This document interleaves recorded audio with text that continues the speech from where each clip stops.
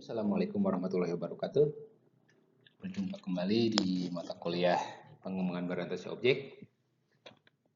Pada kesempatan kali ini kita akan membahas mengenai project initiation and project management,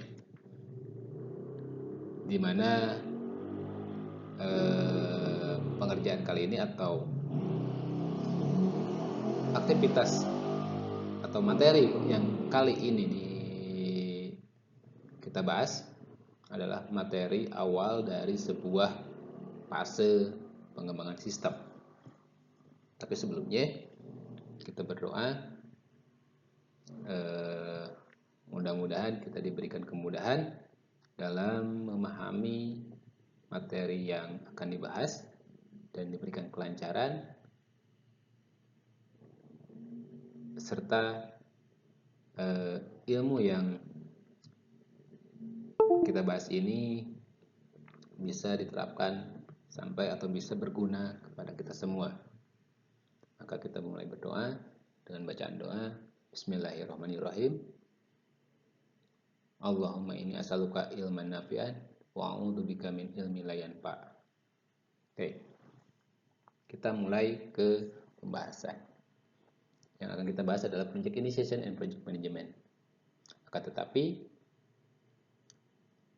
sebelum kita bahas materi utamanya mengenai project initiation and project management, kita bahas dulu sebuah metodologi yang digunakan atau salah satu metodologi yang digunakan dalam pengembangan berorientasi objek.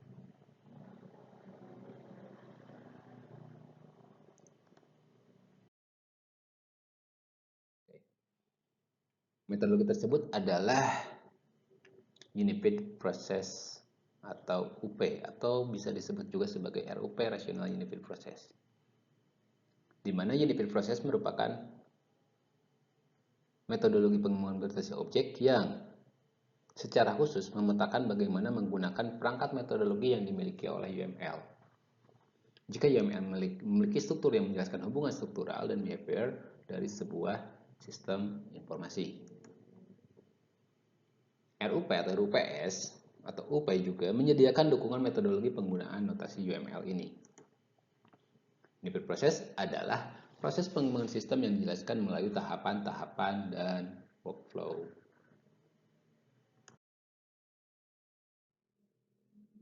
Adapun diagram-diagram yang tersusun atau diagramnya adalah sebagai berikut, di mana terdiri dari ada fase di sini dimulai dari inception, elaboration, construction, dan transition, itu fasenya.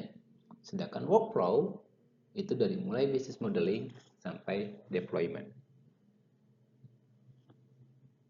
Dalam gambar juga disebutkan atau dijelaskan bagaimana keterkaitan workflow dengan fase. Contoh, dalam business modeling, dalam business modeling ini itu mengcover aktivitas di cover dalam aktivitas inception bahkan sampai transition. Tetapi secara prinsip ini pada fase yang tinggi ini. Yang tinggi ini business modeling berarti digambarkan dengan warna merah, di mana dia mengcover atau di cover dalam inception, elaboration dalam aktivitas yang dominannya. Dan berikutnya, dan seterusnya sampai deployment, seperti deployment dari mulai fase construction pada yang dominannya sampai pada fase transition.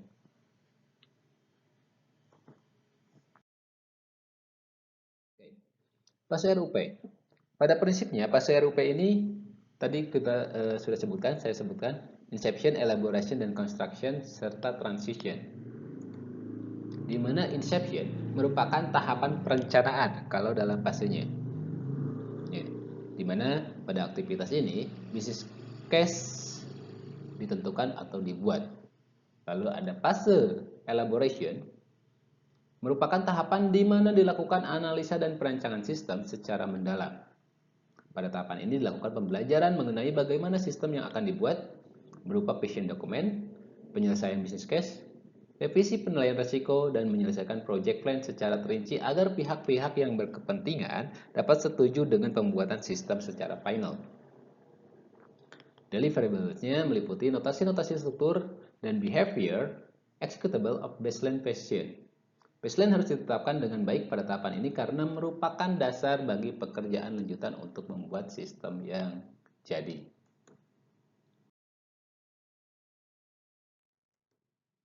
Fase RUP selanjutnya adalah construction, di mana construction tahapan ini terfokus pada pemrograman dan pekerjaan teknis untuk membuat sistem. Berarti construction ini merupakan implementation dari workflow. Di samping itu, requirement analysis dan design workflow juga dilibatkan dalam tahapan ini. Version control dari configuration and change management menjadi sangat penting dalam tahapan ini, di mana deliverables-nya yang utama adalah versi alpha maupun beta dari sistem yang dibuat. Atau output dari construction ini merupakan sistem secara versi alpha ataupun versi beta. Sedangkan pada fase terakhir, yaitu fase transition, di mana tahapan ini merupakan pemasangan dari sistem yang sudah jadi, ya, dari sistem yang sudah jadi dan diterapkan ke dalam organisasi. Berikut dokumentasi pendukung, termasuk di dalamnya dari mulai dokumentasi coding, dokumentasi rancangan berupa UML, ya. Lalu ada dokumen program, lalu ada manual program, ada support plan, dan upgrading plan. Sehingga sudah digambarkan diagram atau program yang dibuat itu akan bertahan berapa lama atau direncanakan pengembangannya kapan. Sedangkan workflow-nya dari mulai business modeling, ya, digunakan untuk menemukan permasalahan yang terjadi, ya, sehingga alasan utama project ini dikerjakan. Atau business modeling ini ada permasalahan yang terjadi dalam aktivitas sistem yang berjalan atau aktivitas proses bisnis yang sedang berjalan, sehingga menjadi peluang untuk dibangun sistem tersebut. Lalu ada fase requirement, digunakan untuk melakukan elistasi kebutuhan baik secara fungsional dan non fungsional, dan ini yang akan kita bahas pada kesempatan kali ini. Lalu ada fase analisis, itu mencari atau merancang atau kita membuat dokumentasi mengenai program atau bisnis proses yang sedang berjalan, ya. Kalau sudah program berarti kita mengecek program yang sedang berjalan, lalu kita rancang secara umum. Kalau dalam UML kita menggunakan use case mengenai program yang akan dibangun atau sistem yang akan dibangun. Biasanya pas analisis ini yang akan muncul adalah use case, skenario use case, ya, dan fitur-fitur yang akan dibuat di sistem. Lalu fase desain. Fase desain ini memodelkan secara rinci dari aktivitas analisis. Kalau di UML, fase analisis desain ini biasanya menggunakan activity diagram, sequence, collaboration, class. Kalau perlu misalkan ada tambahan, misalkan dengan struktur menu atau rancangan tampilan atau rancangan interface dari sistem. Lalu ada fase implementation, di mana merupakan pekerjaan pembangunan sistem. Ya. Implementation di sini adalah aktivitas penerjemahan dari desain ke bahasa pemrograman. Lalu ada tes, yaitu pengujian. Ya. Pengujian sendiri dalam object oriented sebetulnya bisa saja menggunakan white box, black box, ataupun menggunakan pengujian menggunakan object oriented testing.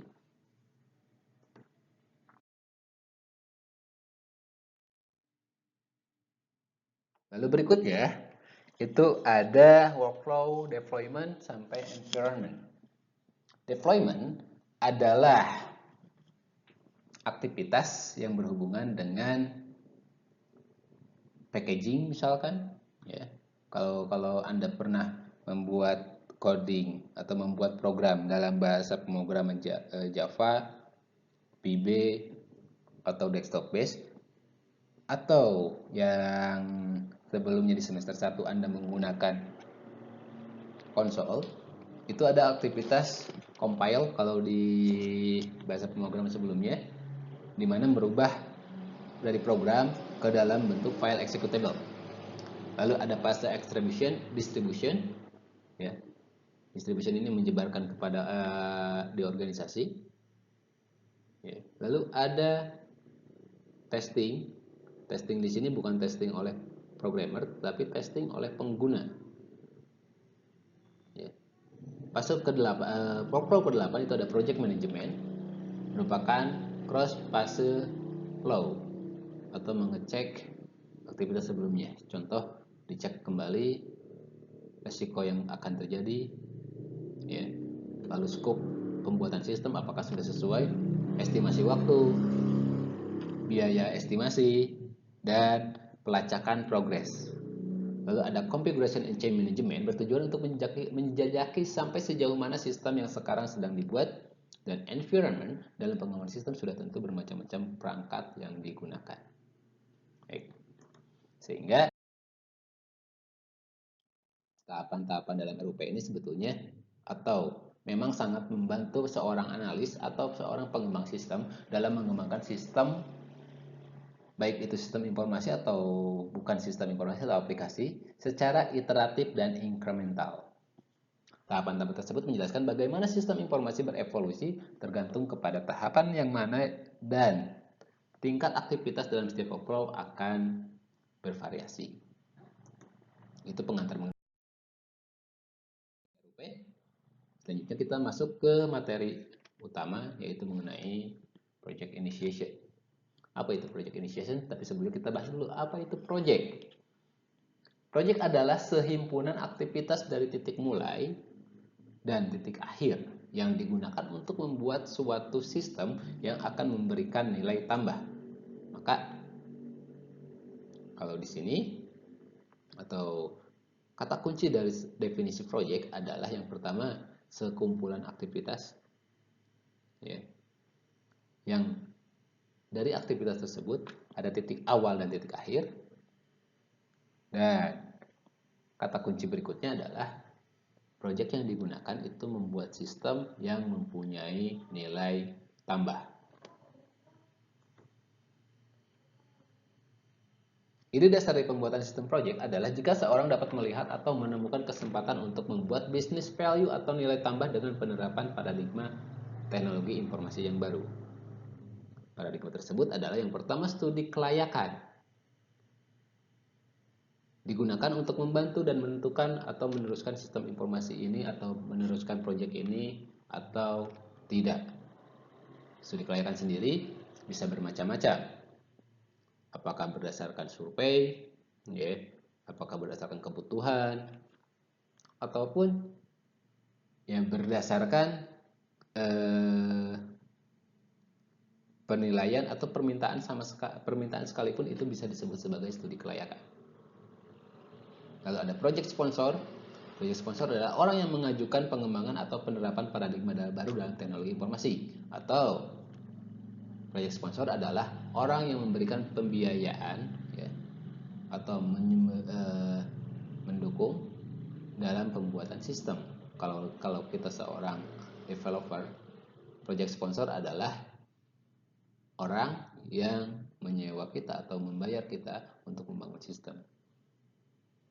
Lalu ada approval commit, di mana approval commit adalah dokumen yang berisi baik itu penilaian proposal untuk menentukan layak dikembangkan atau tidak, dan approval commit juga berisi sejauh mana program yang akan dibangun, batasan-batasannya, cakupan-cakupannya.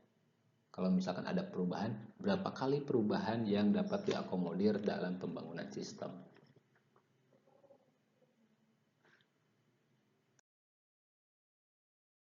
Maka secara umum,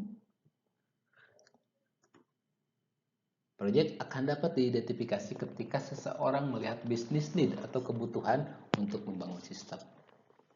Apa itu bisnis need? Bisnis need adalah sebuah kebutuhan yang muncul ketika dapat diidentifikasi baik secara eksternal maupun internal. Bisa juga terjadi ketika melihat cara penggunaan teknologi informasi dengan cara yang unik. Kalau di slide itu contoh penggunaan J2E untuk visualisasi data GIS bagi pengembangan instalasi media iklan. Ya, contohnya di GIS sendiri di titik-titik poin untuk iklan yang sudah dipasang di sebelah mana saja. Atau sebagai contoh misalkan STTG pada saat ini sudah mempunyai sistem informasi akademik ya, atau SIAM berbasis desktop dalam bentuk konsol dan SIT yang ada di kampus. Lalu ada SIAM web dan ada SIAM Android. Lalu ada bisnis need baru. Apa itu bisnis barunya? Misalkan dibuat karena banyak mahasiswa yang menggunakan produk Apple atau iOS, ya, maka dibutuhkan bisnis need, ketemu bisnis need bahwa diperlukan pengembangan SIAM berbasis Android. Itu misalkan bisnis need.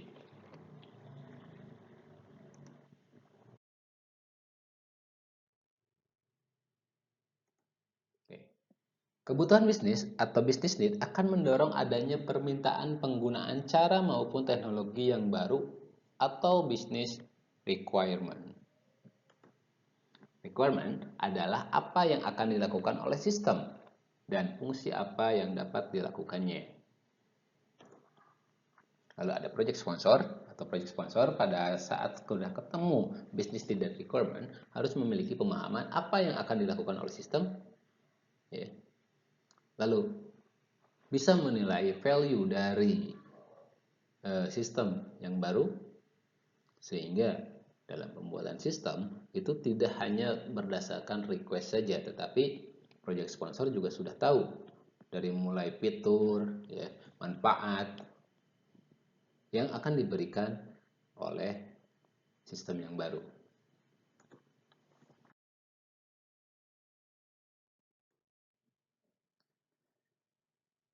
Business value tersebut atau manfaat dari sistem yang dibangun yang dipahami oleh project sponsor itu terdiri dari dua penilaian, yaitu yang pertama tangible value dan intangible value. Tangible value adalah nilai yang dapat diukur dan intangible value nilai yang tidak bisa diukur. Contoh tangible, apa itu tangible value? Tangible value merupakan nilai yang bisa dikuantifikasi, diukur dengan alat ukur numerik. Misalkan dengan sistem yang lama atau dengan aktivitas pembuatan sistem ya, atau sistem yang ada, ya, itu dibutuhkan minimum 10 rim ketika terjadi perwalian. Misalkan kalau misalkan sistem perwalian. Akan tetapi ketika dibangun sebuah sistem atau SIAM dibangun, maka kertas yang digunakan dalam pencetakan itu berkurang atau penggunaannya ya, menurun sekitar 2%. Yang tadinya 10 rim, maka kalau 2% sekitar ya kurang lebih sekitar 9,8 rim ya. Karena tidak perlu lagi misalkan ada bagian-bagian yang tidak perlu dicetak, atau karena yang tadinya misalkan kalau checklist manual itu harus menyediakan 1500 X lembar dan belum tentu semua mahasiswa pada semester itu melakukan perwalian karena misalkan ada saja yang cuti atau mengundurkan diri. Sedangkan dengan sistem ya penggunaan kertas hanya digunakan oleh mahasiswa-mahasiswa yang melakukan perwalian. Nah, itu tangible value. Atau tangible value misalkan ya, ketika tanpa menggunakan sistem, pelayanan terhadap seseorang itu bisa memakan waktu sampai 10 menit. Tetapi ketika penggunaan sistem, itu penggunaan waktu, misalkan pelayanan tersebut berkurang menjadi 5 menit saja, sehingga estimasi waktunya penggunaan sistem secara tangible value ini mempercepat sebanyak 5 menit per pelayanan. Atau dari segi pembiayaan pun juga, misalkan sistem yang dibangun adalah sebesar 100 juta misalkan ya, sedangkan 100 juta tersebut tidak diukur dalam satu kalinya, tetapi itu harus diukur rentang waktu penggunaan sistem ini, misalkan diproyeksikan akan selama waktunya 10 tahun penggunaan sistemnya, maka bisa diestimasi bahwa setiap tahun itu dibutuhkan biaya 10 juta.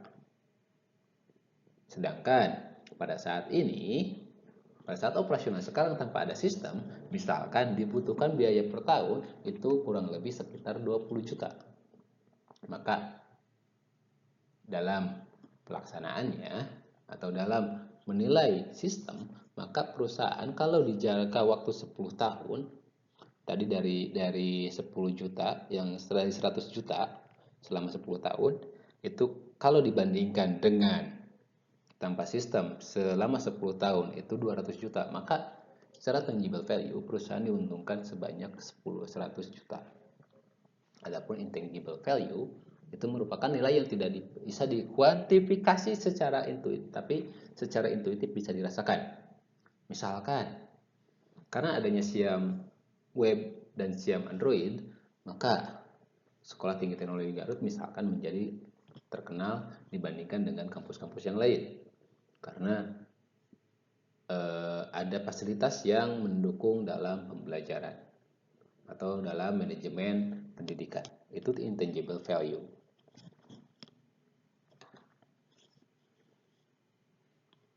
Setelah project sponsor dapat mengidentifikasi proyek yang dapat memenuhi kebutuhan akan business value tersebut, maka dia akan dapat membuat identifikasi business requirement dan value requirement. Maka secara formal sudah dapat melakukan inisiasi project. Project initiation dapat dimulai dengan menggunakan sistem request.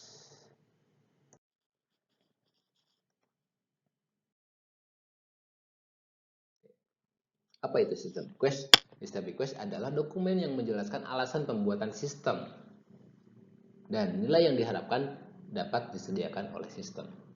Pada prinsipnya, ada 5 elemen yang meliputi dari sistem request. Elemen pertama adalah project sponsor, orang yang menginisiasi project dan bekerja sebagai formally point of contact untuk project pada sisi bisnis.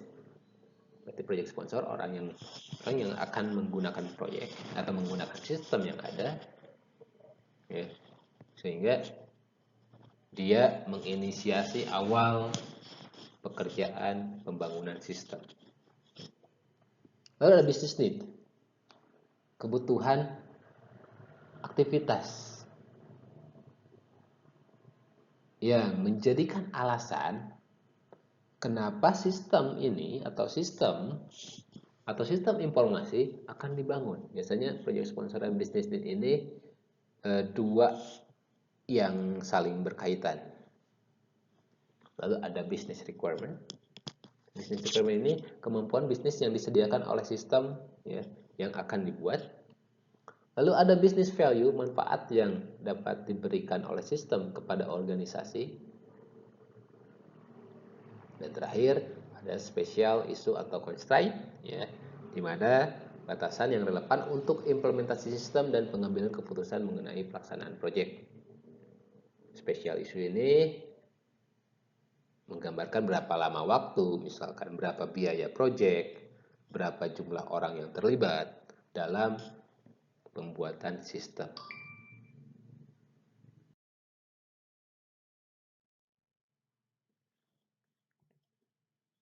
Oke. Jika kebutuhan akan sistem yang baru dan business requirement-nya sudah didefinisikan, maka studi yang lebih terinci harus dilaksanakan.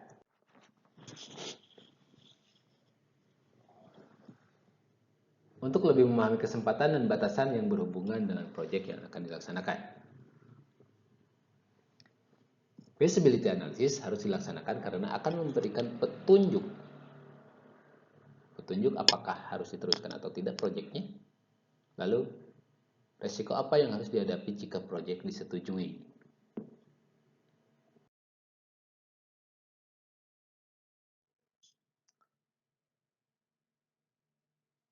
Feasibility analysis ini terdiri dari beberapa aktivitas, yaitu ada technical feasibility, economic feasibility, dan organizational feasibility. Technical feasibility dapat secara teknik membuatnya. Faktor penilaiannya adalah familiar dengan aplikasinya. Jadi kalau technical feasibility ini kita harus mempertimbangkan familiar dengan aplikasinya ketika nanti bisnis project atau project manajemen atau project sponsor menggunakan.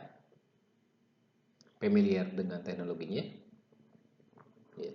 Lalu ada ukuran project, di mana ukuran project tersebut semakin besar project, maka resiko akan semakin tinggi. Compatibility-nya, semakin sulit mengintegrasikan sistem dengan teknologi yang sudah ada, maka risiko akan semakin besar.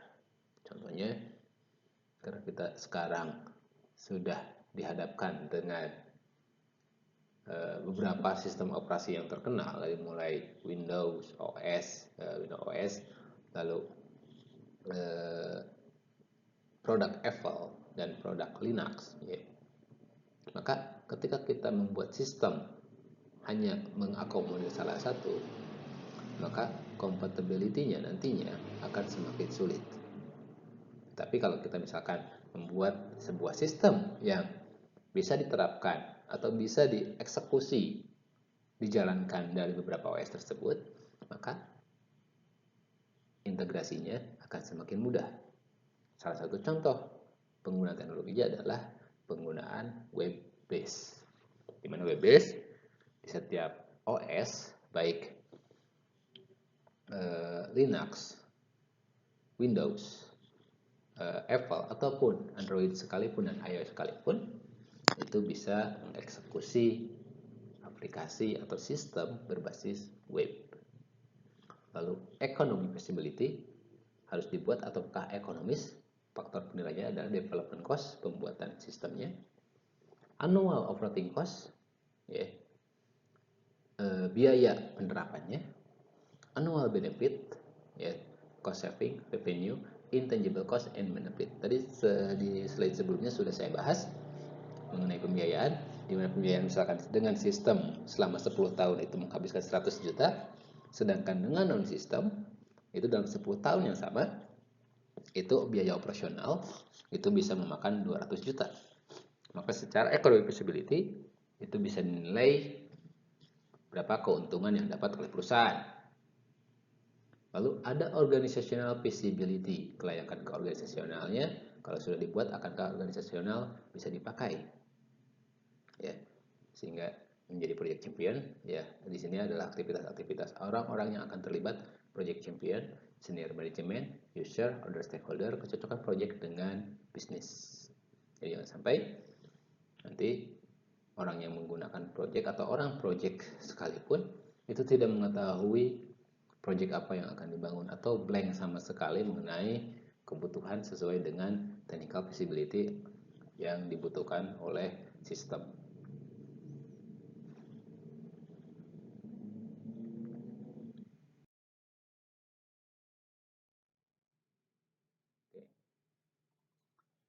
Feasibility analysis sendiri, ya, secara ekonomik yang pertama identifikasi biaya dan manfaat. Membuat aturannya adalah membuat daftar seluruh tangible cost dan manfaat dari proyek, lalu memasukkan nilai ke dalam biaya dan manfaat, bekerja dengan business user dan IT profesional untuk menghitung angka bagi biaya dan manfaat yang integrable-nya juga harus dikuantifikasikan. Berarti nilai integrable-nya itu bisa dikuantifikasikan oleh orang-orang secara mungkin bisa melibatkan orang ekonomi yang bisa menilai dari keterkenalan, misalkan gara-gara sistem yang dibuat kita jadi terkenal, misalkan perusahaannya terkenal, contohnya Facebook, ya, secara intangible Facebooknya terkenal, dan itu bisa intangible-nya kepada baik developernya ataupun ownernya, ya, dan itu intangible dan itu bisa dinilai, ya, oleh orang-orang yang kompeten di bidang ekonomi. Lalu menentukan cash flow, memproyeksikan apakah manfaat dan biaya yang akan terjadi dalam suatu periode tertentu, baik jangka menengah maupun panjang, termasuk memperhitungkan faktor pertumbuhan. Lalu menentukan NPV, Net Present Value, menghitung nilai sekarang dari biaya yang timbul di masa yang akan datang, dihitung dengan standar hari ini. Rate of growth harus ditentukan untuk menghitung ke NPV. Ini sebetulnya rate of growth ini akan Anda dapat yang mudah-mudahan Anda dapat di mata kuliah manajemen proyek. Okay.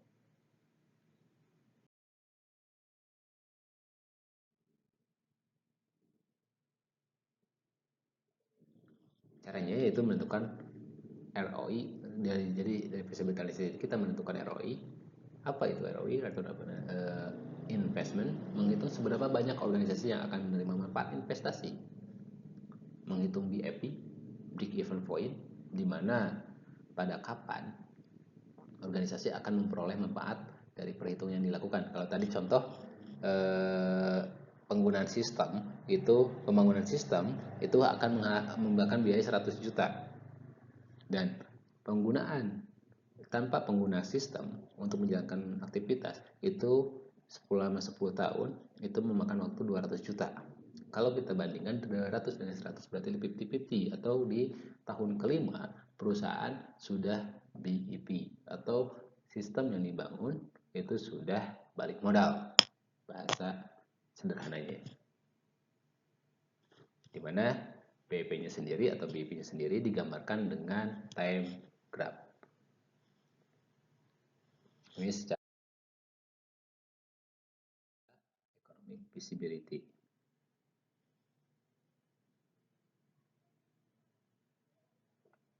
Oke. Biaya-biaya yang harus diperhitungkan dalam melakukan cost and benefit analysis meliputi diantaranya yang pertama development cost, operational cost, tangible benefit, dan intangible benefit. Ya, di sini development cost ya berarti biaya gaji dari development team, konsultan fee kalau misalkan melibatkan konsultan IT, development training, memberikan pelatihan kepada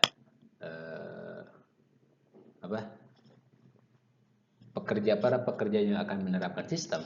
Kalau itu butuh pelatihan, hardware and software, ya, vendor installation, office space and equipment, data conversion cost, ya, memindahkan data dari sistem yang lama ke sistem yang baru, atau dari sistem manual ke sistem terkomputerisasi, karena nggak mungkin atau jarang sekali sistem dibangun ketika perusahaan baru jadi.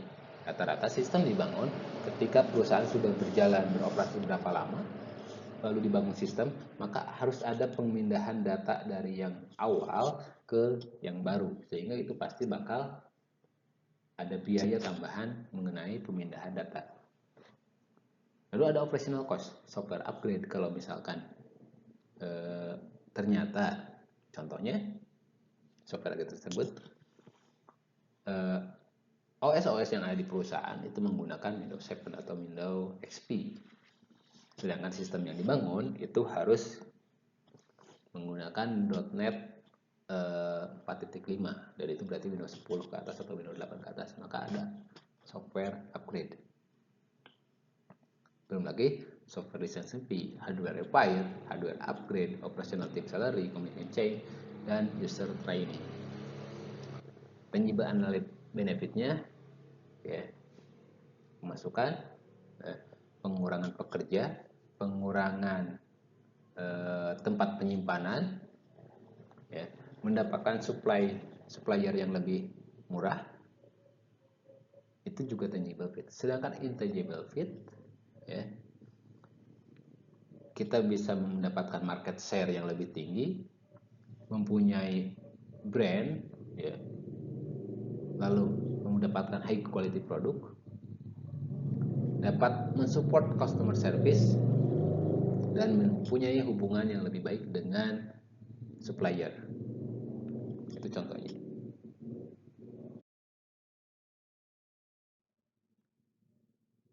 Oke. Maka kelayakan organisasional ini sangat penting untuk kepentingan stakeholder. Yang pertama, champion adalah orang yang menginisiasi proyek, mempromosikan proyek, mengalokasikan waktu untuk proyek, dan menyediakan research.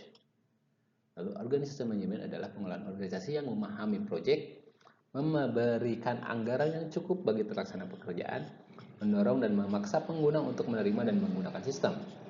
Lalu ada sistem user adalah pengguna sistem, di mana user ini membuat keputusan untuk mempengaruhi proyek apakah mau menggunakan sistem atau tidak, lalu melakukan aktivitas dan menentukan proyeknya sukses atau tidak.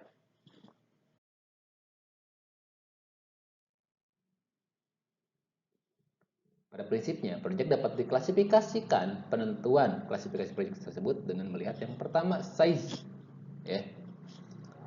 Ukurannya dapat dilihat dari berapa banyak orang yang terlibat, cost, berapa biaya yang dikeluarkan dalam membangun proyek, purpose, apakah tujuan proyek, apakah untuk meningkatkan infrastruktur teknik, untuk mendukung strategi bisnis, ataukah untuk peningkatan inovasi baru.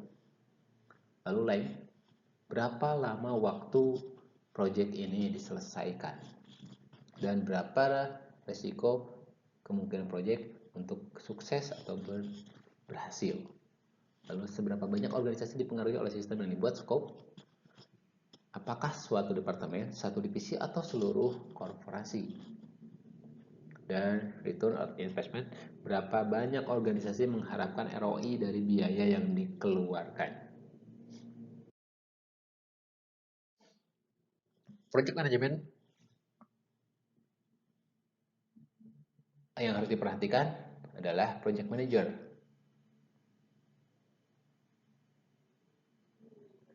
Project manager adalah orang yang benar-benar harus responsibility untuk melakukan managering atau mengolah mengenai pekerjaan dan aturan-aturan yang dibutuhkan dalam menentukan proyek. Lalu ada project management, adalah aktivitas untuk merancang dan mengontrol dalam aktivitas pembuatan sistem.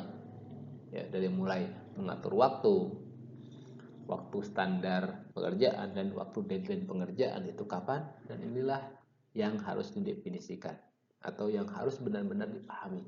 Ketika Anda menjadi seorang project manager, Anda harus melakukan project management. Kenapa ini perlu? Pada tahun 1999 ya, dilakukan survei oleh World Sparrow. Dari 103 perusahaan yang survei menyatakan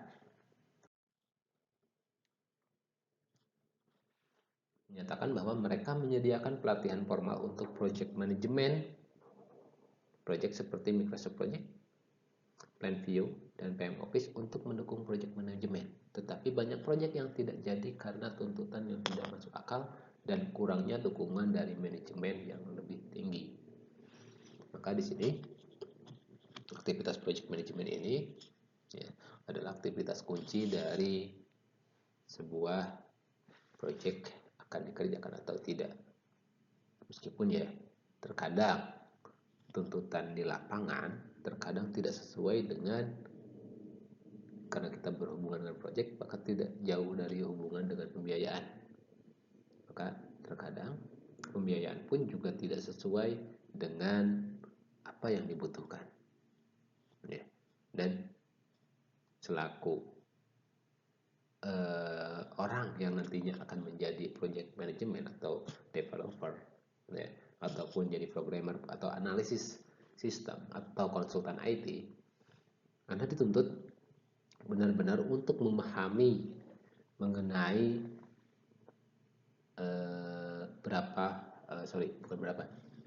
bagaimana susahnya membuat sistem ya. Lalu tingkat kesulitan, lama waktu yang dibutuhkan, sehingga dari situ muncullah berapa biaya yang dibutuhkan.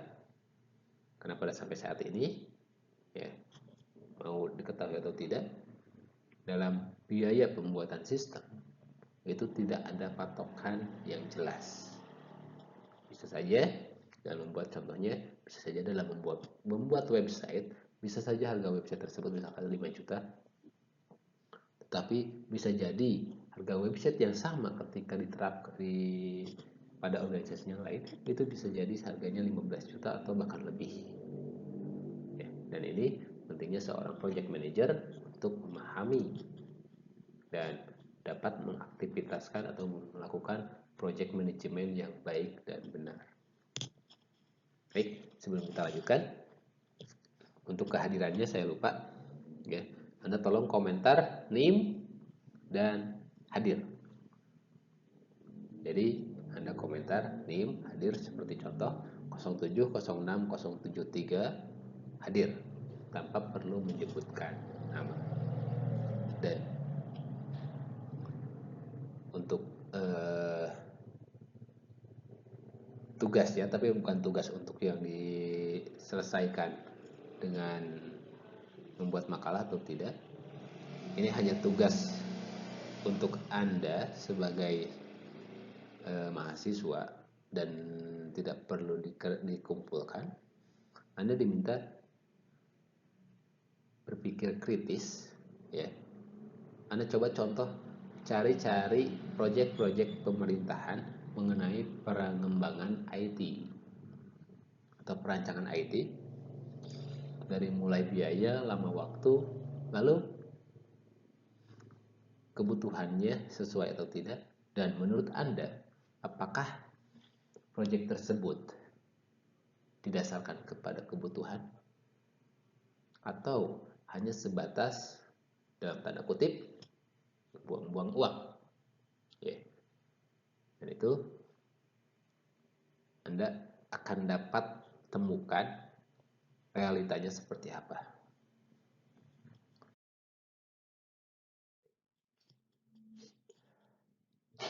Di layar ini contoh dalam perhitungan mengidentifikasi ukuran proyek dengan pendekatan function point. Di sini sebetulnya tidak akan dibahas secara detail, di mana sebelah kanan itu gambar total point. Total complexity-nya itu ditentukan nilainya bobotnya, dan bobot tersebut akan menjadi pengali ya, dalam total unadjusted functional point. Ya. Mungkin ini akan dibahas, yang mudah-mudahan dibahas nanti di mata kuliah manajemen project, atau bisa Anda tanyakan ya ke dosen manajemen project, baik itu proyek sistem informasi atau rekayasa perangkat lunak, bagaimana mengukur, menentukan bahwa sebuah sistem itu skupnya seperti apa, apakah besar atau kecil, lalu menentukan berapa orang yang harus terlibat, lalu berapa lama waktu yang dibutuhkan, dan berapa biaya standar minimum ya, misalkan berapa sih operasional yang dibutuhkan, sehingga kita bisa muncul, kalau misalkan kita seorang developer, itu kita ingin mengambil keuntungan berapa dari pembangunan sistem, 40% kah, 50% kah dari biaya operasional, okay. Sehingga nanti muncullah harga sebuah sistem.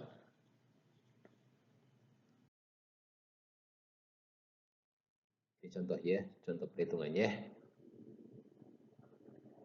Ini contoh LOC ya. Dari bahasa pemrograman yang ada, misalkan C itu berpoin 130, COBOL 110, Java 55, Pascal seterusnya sampai ke Access, Excel, Word, dan lain-lain itu 10-40. Tapi ini LOC berdasarkan buku yang lama, sehingga LOC-nya ini belum tentu relevan dengan fakta yang ada sekarang. Ya. Adapun tools yang digunakan dari project, ya, dari identifikasi task itu biasanya menggunakan project, ada identifikasi task, project work plan, Gantt chart, time boxing, per chat, revenue estimate, scope management, evolution of WBS, ya, work background structure, and interactive plan. Biasanya kalau nanti Anda di skripsi atau kerja praktek itu hanya menggunakan WBS dan Gantt chart. Oke.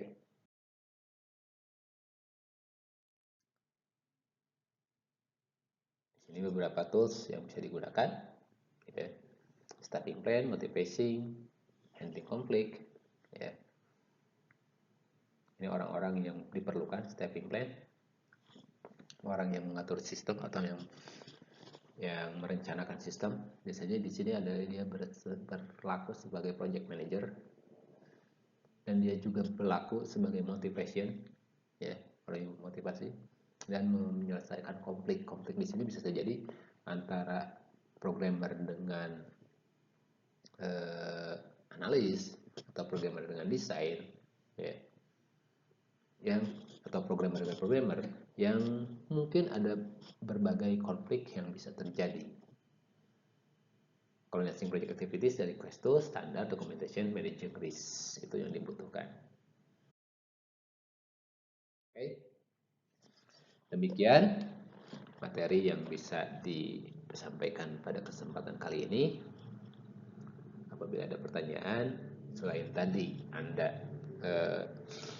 mengabsen sesuai dengan ketentuan yang sebelumnya sudah saya sebutkan, Anda bisa menyatakan dalam komentar, ya, menyatakan pertanyaannya, ataupun langsung menghubungi saya melalui WhatsApp seperti biasa, ataupun Anda menanyakannya di Google Classroom. Baik, kita tutup acara atau materi perkuliahan atau materi kuliah pada kesempatan kali ini dengan membaca doa. Subhanakallahumma wa bihamdika astaghfiruka wa atubu ilaik. Assalamualaikum warahmatullahi wabarakatuh.